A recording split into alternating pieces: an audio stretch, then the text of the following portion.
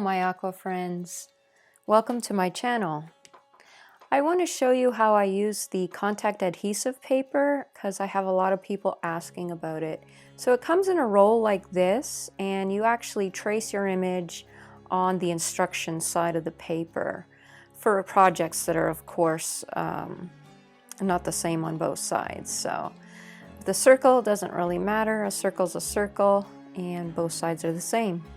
So once I cut it out, I just put it in place and I don't have to worry about painting over that. So in this watercolor tutorial, we are going to be doing the background wet on wet, and I'm only using two colors, which is indigo blue and black. So to make a really nice transition of the lighted moon to like the darker edges, I kind of like doing my brush strokes in a circular fashion.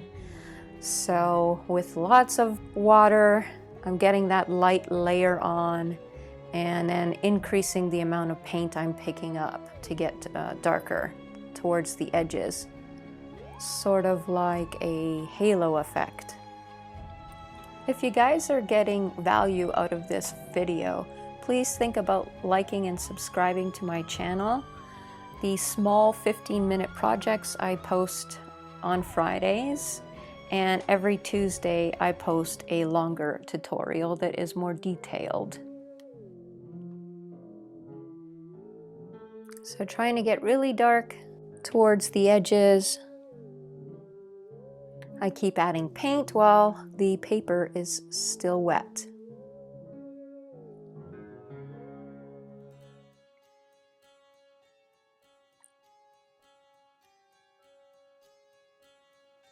Let me know in the comments below what you think of this frisket type of painting using the contact adhesive paper.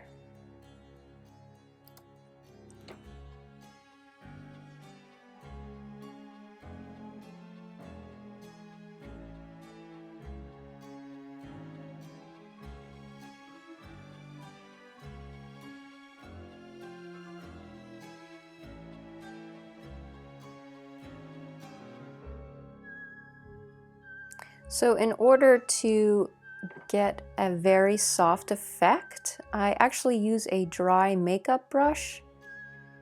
It has a lot of bristles, and dragging it across that while it's dry really makes a nice soft effect.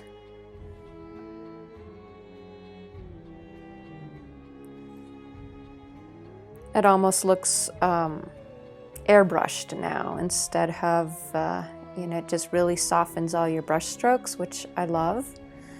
So after letting it dry, you take off your little circle, and now I am just following all my drawing lines that I made and painting in my wolf, the cliff, and the trees. Sorry about the video quality here. I was painting on location as I was on vacation and I could not bring all my big lights with me. So I think you still get the idea, and it's a fun project that I wanted to include for you guys for the Fast and Fun Friday series.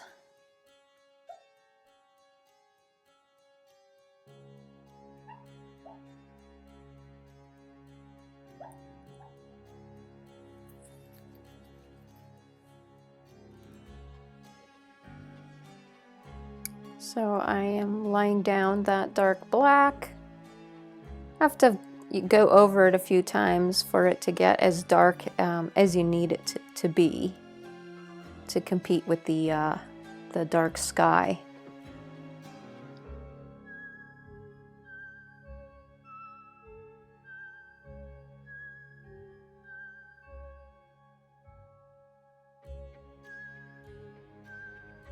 I'm using a black velvet Princeton series brush. I really like this brush. I think I'm actually using a 12, or maybe it's a 10, but the tips of the brush are so nice and pointy that you could still get in there. I finally switched over. I was a little scared to continue on doing his ear with that big brush.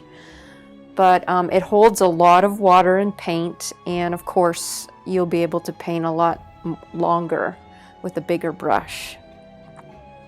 But for those fine details, you do indeed have to switch to a smaller brush.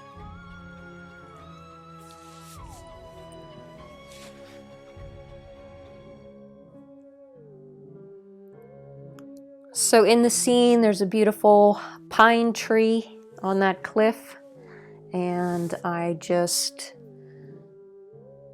do little kind of hashtaggy marks of filling in a good part of it, but leaving some spaces open.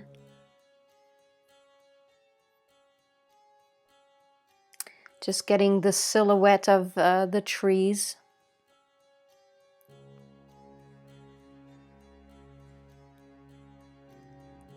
Do you guys love Halloween? It's probably one of my favorite seasons as an artist. You could just get so creative and do such fun projects.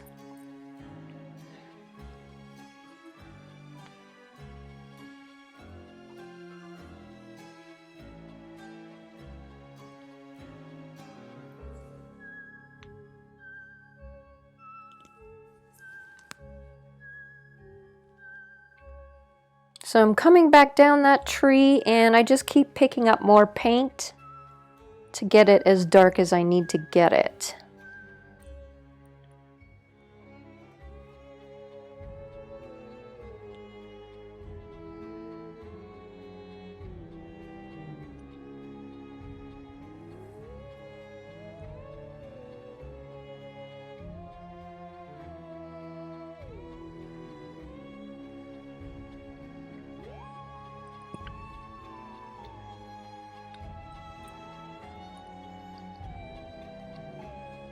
Now in the valley there are pine trees below, so I'm using a bit of a watered down version of the black for the distant trees.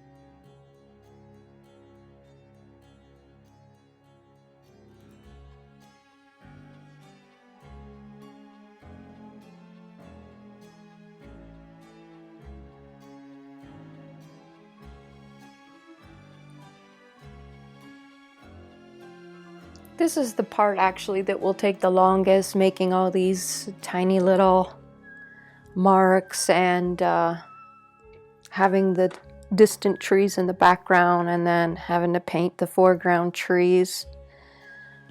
But it's great practice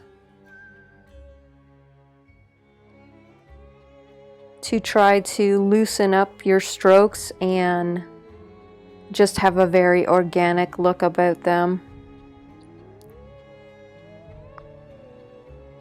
I'm a super tight painter. I love painting realistic looking subjects. But I do love the look of very loose watercolor too.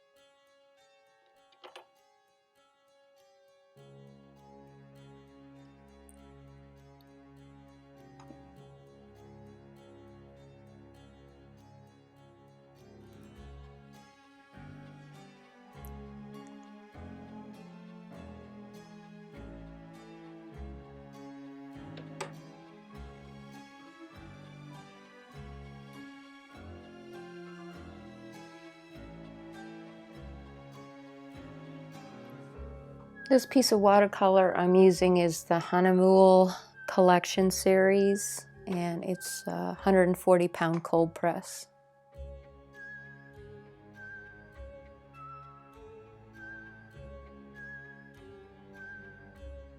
I'm darkening up those blacks now that I have all the distant trees in the background.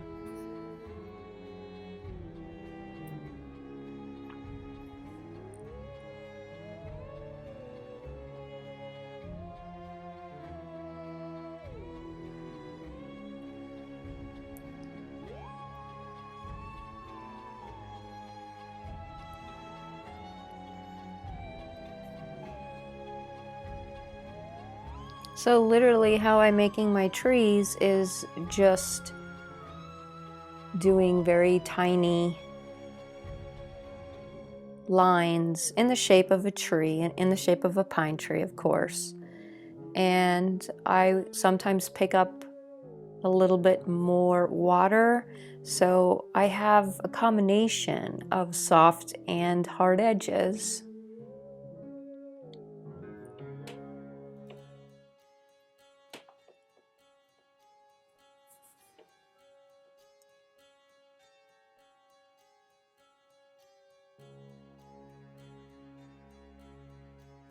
And it's just a matter of building up the foreground with the trees and just keep going and adding more black.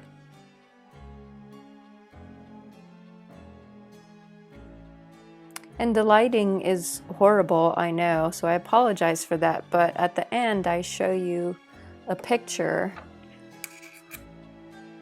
of what it actually looks like with some proper lighting. Just happened to get a good shot during the middle of the day, and it looks kind of completely different from what I'm doing here.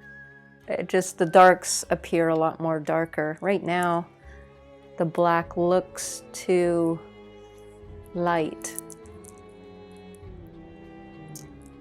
So I promise you, it's just a trick of the bad lighting, and if you're using a very dark black, you will get the contrast that you need. I just have a lot of glare going on right now in the camera, but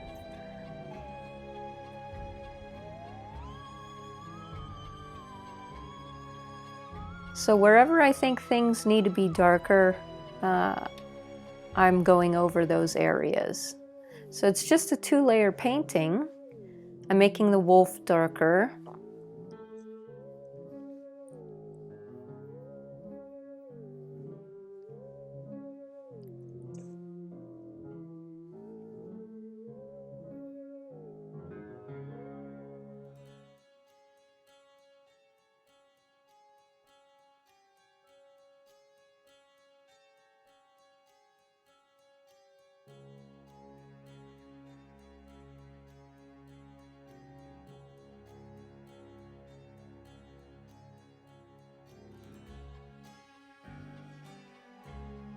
And adding another layer of black onto the cliff.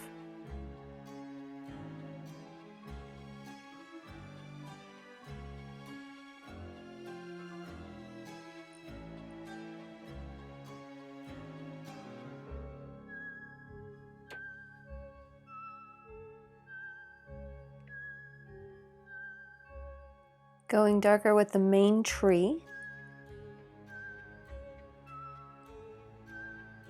I'm using that big fat brush that holds a lot of paint and water.